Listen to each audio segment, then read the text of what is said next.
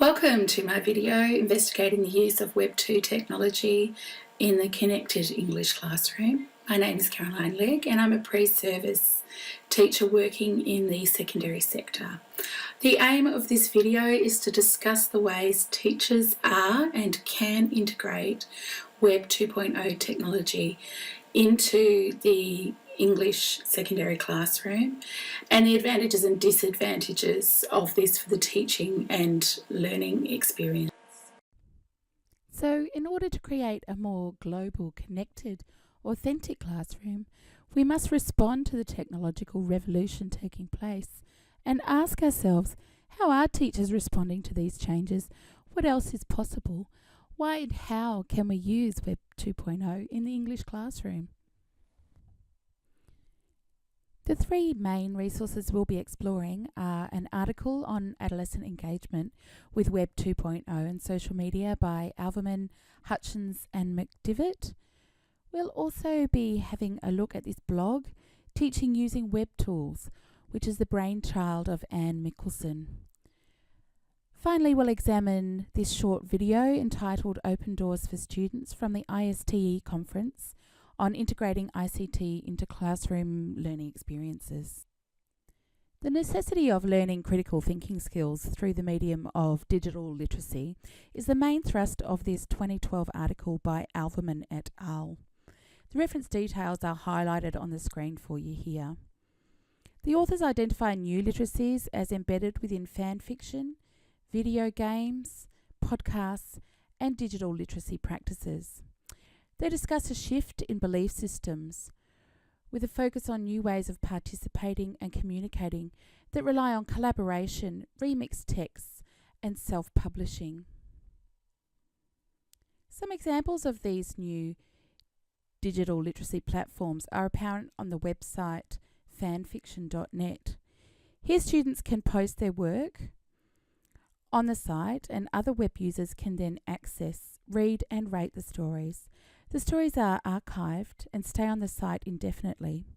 One of the projects discussed in Alverman's article is still available, although it was uploaded in 2008. Another idea for using Web 2.0 is to have students recreate the traditional book review by reading a book in print or digital format and then upload their review of the book to the Amazon website.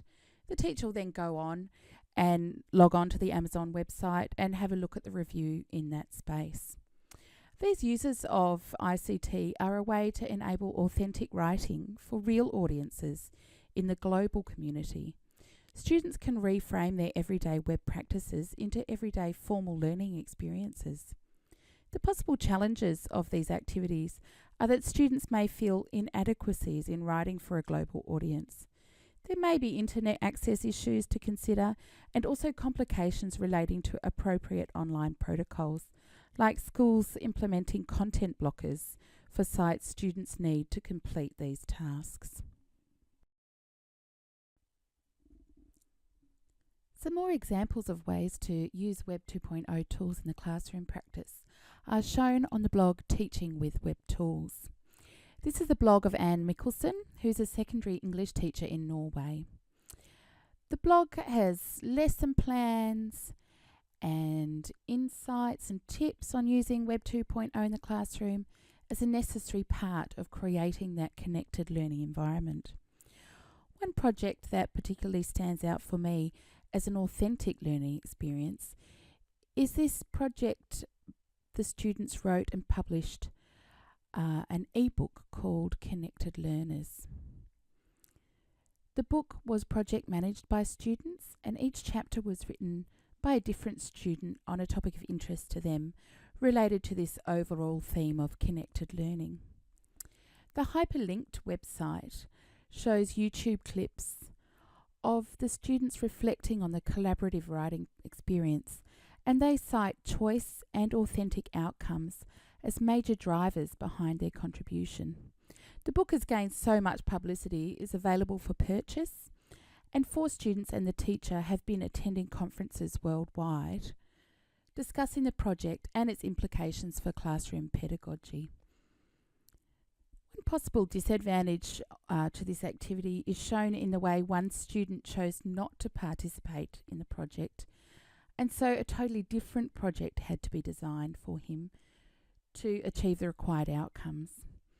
Other possible problems which could arise in these types of projects are the need for parental consent, depending on the subject matter, and possible negative reactions on social media, or perhaps even disengagement stemming from a lack of response from the global community. These possible disadvantages are far outweighed by the response demonstrated by the popularity of this blog, and it is a wealth of inspiration for creating connected classrooms, well worth a visit again and again. The last resource we're investigating is a short video entitled Open Doors for Students, and this is the video of a talk at the ISTE conference in 2013. The ISTE is the International Society for Technology and Education. We'll have a quick look at their website. And this is another great resource of ideas on integrating ICT for improved learning experiences. We can see from their About page that they're very much about connected learning and worldwide learning, global learning, and using ICT as a way to make this happen in the classroom. So that's another website well worth a visit. In the video, however, by Wesley Friars, he suggests that authentic learning ideas like creating ebooks with students are a good idea. He also emphasises the importance of including audio elements in the ebooks as a way to ramp up the multimodal aspects. Fryer also suggests creating a journalism club to amplify the stories that already exist within school environments, and that these can then be published in an online newsletter or an ebook, as a podcast, or as YouTube clips. Fryer also discusses the merits of using Scratch to introduce coding to students, and I wonder if there's an avenue for creating computer games with a story as an English subject task.